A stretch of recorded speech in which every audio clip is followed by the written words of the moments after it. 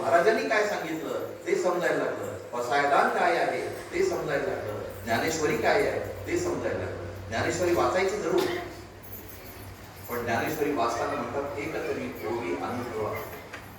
हा अनुभव सर्वश्रेष्ठ आहे. नुसतं वाचन आणि कीर्तन आणि प्रवचन करून उपयोग नाही, त्याचा गर्भित अर्थ समजा. आणि म्हणून हा जेव्हा अभंग घेतला तेव्हा रूप पाहता लोचनी सुख झाले गोसाजणी. हे रूप पाहिलं कोणाचं?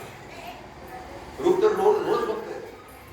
असा एक तरी माणूस दाखवा मला या रुक्मिणी मंदिरात आलाय आणि दर्शन न घेता गेलाय आहे कोणी? म्हणजे रोज सकाळ संध्याकाळ किंवा रोज सकाळी रूप बघता की नाही? सुख झालं.